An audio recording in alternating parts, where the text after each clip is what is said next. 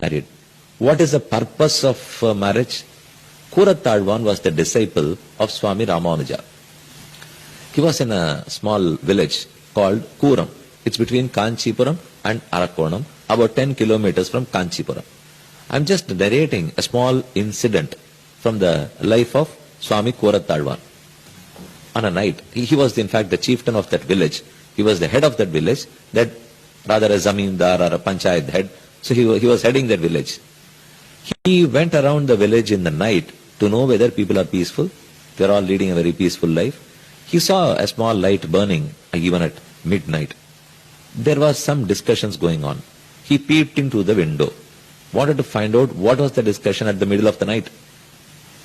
There was a girl who is yet to be married, and that girl was crying.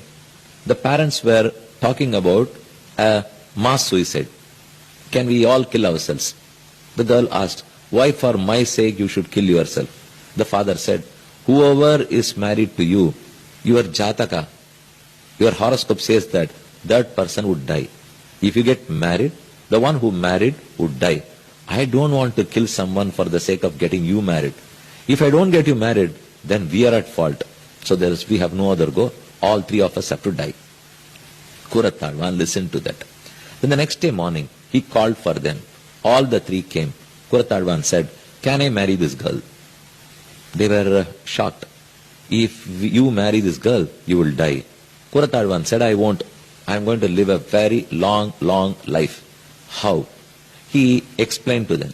The purposes of wedding, of marriage, there are two. One, Laukika, other, Vaidika. Your astrology, your horoscope can only talk about the Laukika part of it. It has no influence on the Vaidika part of it. Your stars or your planets can influence your material life. They can't touch your spiritual life. Spiritual life is under the mercy of God. Material life can be a little influenced by your planets and your stars.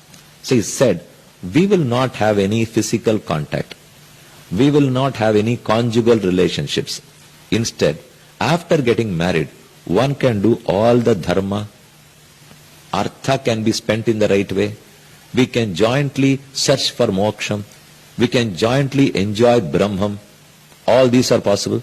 So we will get married. We will lead a very pious life. That life should make us happy, and we won't get into a conjugal relationship.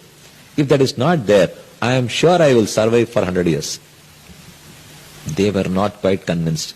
But Kurathazhvan convinced them and got married, and as he said, he lived for more than 95 years. How was that possible? And let me add one more point to it. Kurathazhvan had two sons, Sri Parashara Bhatta and Vedavyasa Bhatta. And it is said they were born by the blessings, by the grace of Swami Nambarumal, Lord Ranganatha, and not through conjugal relationship. By the prasadam of Ranganatha, Andal, the Dharmapatni of Kurathazhvan, she got two children, Shri Parashara Bhattaryaha, Shrirangesha Purohitaha, Shivatsanka Sutta Shriman, Shayase Mestu Bhuyase. Now tell me, was it not work-life balance? How do they arrive at that balance? If I think that materialism alone is the purpose of marriage, then the life becomes stressed, because I don't have any responsibility on the other side. I go to office at 7 a.m. in the morning, I return at 7 p.m. in the night. What all I know is materialism.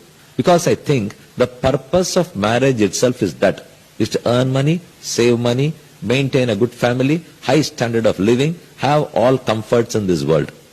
But that is not so. Dhanam, dharmam, anushtanam, aradhanam are all equally important in this married life. So if you know that, then you have to devote time for that. If you devote time, then that much time has to be carved out of your material life. If you carve out that time, then there is an automatic work-life balance. Life is this, marital life is this, work is that. If I don't recognize the Vaidika part of marital life, then I don't devote time for that. If you recognize that, then you devote time. If you have to devote time, you have to reduce the time engaged in materialism. There's no other go. You have only 24 hours. If you give all 24 to that, yes, that is stressed life. If you carve out and give about 4-5 hours to this, then you can balance your work and life. So work-life balance is possible in spirituality.